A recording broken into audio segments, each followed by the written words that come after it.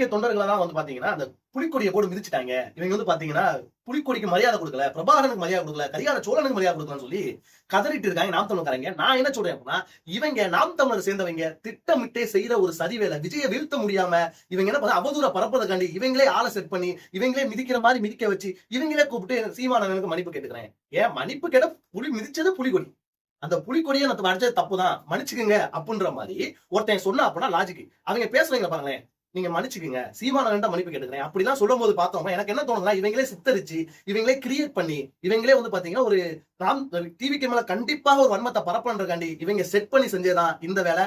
இந்த புலிக்கொடியை வந்து டிவிக்கு நண்பர்களுக்கு எவனுக்குமே தெரியாம கிடையாது. எது புலிக்கொடி எது டிவிகே கொடி அப்படின்ற மாதிரி எல்லா விவரமும் டிவிக்கு தொண்டர்களுக்கு தெரியும். இவங்க மாதிரி தற்கூரி பயில கிடையாது. நாங்க எல்லாம் படிச்ச பயில அறிவான பயிலுங்க. ஐடில வேலை பார்க்குற பசங்க நமக்கு ஆதரவா இருக்காங்க, விவசாயம் பண்றவங்க ஆதரவா இருக்காங்க, பிளஸ் டூ படிக்கிறவங்க ஆதரவா இருக்காங்க. ஒட்டுமொத்த தமிழகம் படித்த கூட்டம் அனைத்து பின்னாடி செல்ற பயத்தை கண்டுகிட்டு இவங்க இந்த மாதிரி அவதூற பரப்பிட்டு தெரியுறாங்க. இந்த அவதூறு நம்பாதீங்க, தயவு செஞ்சு வாங்கடி போயிட்டு. அனைவருக்கும் வணக்கம். டிவிகே தொண்டர்கள் மேல ஒரு பழி போடப்படுது, விஜய் அவர்கள் மேல ஒரு பழி போடப்படுது. என்ன பழி போடுறாங்கன்னு பாத்தீங்கன்னா, நாம் தமிழ் கட்சியோட கொடியை வந்து டிவிகே தொண்டர்கள் காலால மிதிச்சு அசிங்கப்படுத்திட்டாங்க அப்படின்னு சொல்லி பேசினாங்க. நாம் தமிழர் கட்சியோட கொடியை வந்து மிதிக்க கிடையாது. இது வந்து பாத்தீங்கன்னா நாம் தமிழ் கொடி வந்து பாத்தீங்கன்னா விவசாய கொடி. அவங்க பிரபாகரன் அவங்களோட கொடியை தான் இந்த டிவிகே தொண்டர்கள் காலில் போட்டு மிதிச்சுட்டாங்க. இது பிரபாகரனுக்கு மட்டும் உரிய கொடி கிடையாது.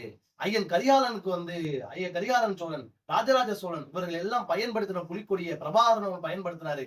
அந்த புலிக்கொடியை அசிங்கப்படுத்துற மாதிரி கேவலப்படுத்துற மாதிரி டிவிக்கோட தொண்டர்கள் காலில் போட்டு மிதிக்கிறாங்க. எந்த அளவுக்கு ஒரு தற்கூரியா இருக்கிறாங்க பாருங்க. இவங்க ஒரு பிரபாகரனோட புலிக்கொடியை எவ்வளவு அசிங்கப்படுத்துறாங்க பாருங்க. இவங்க எல்லாம் வந்து பாத்தீங்கன்னா ஒரு படிச்சவங்களா நாலேஜ் இல்லாதவங்களா, இவங்களே இப்படி இருக்கும்போது இவங்க தலைவர் அப்படி முட்டாளா இருப்பான் அப்படின்னு மாதிரி விஜய உரிமையில பேசிட்டு இருக்காங்க இந்த சமூகத்துல. இப்போ நான் அடங்க சொல்றேன், ஒரு விஷயத்த நல்லா புரிஞ்சுக்க.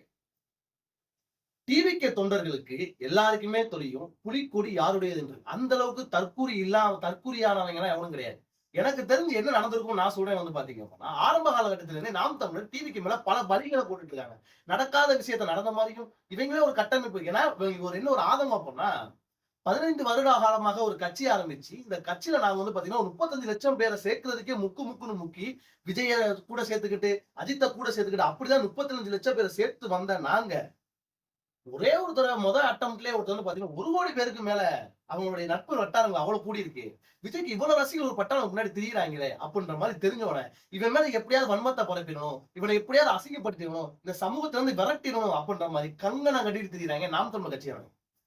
அப்படிதான் வந்து பாத்தீங்க அப்படின்னா நாம் தமிழ் கட்சியோட வேலை என்ன? எதற்காக கட்சி ஆரம்பிச்சீங்க? திமுக வந்து பாத்தீங்கன்னா இனப்படுகொலையின் பொழுது கடைசி காலகட்டத்துல என்னோட இன மக்களை கொண்டுச்சு, அதை எதிர்க்கிறதுக்கு தான் திமுகவை கட்சி ஆரம்பிச்சு சொன்னவங்க முழுக்க விஜயை பத்தி முடிச்சுக்கிட்டே இருக்காங்க. இப்ப எலெக்ஷன் வர வரைக்கும் விஜய் திரிசாவோட இருந்தாரு, திரிசாவோட அங்க போனாரு. அது மட்டும் இல்ல, இவங்களே ஒரு ஆள் செட் பண்ணிக்கிறது. எப்படி திமுகவும் நாம் தமிழும் செட் பண்ணிக்கிறது.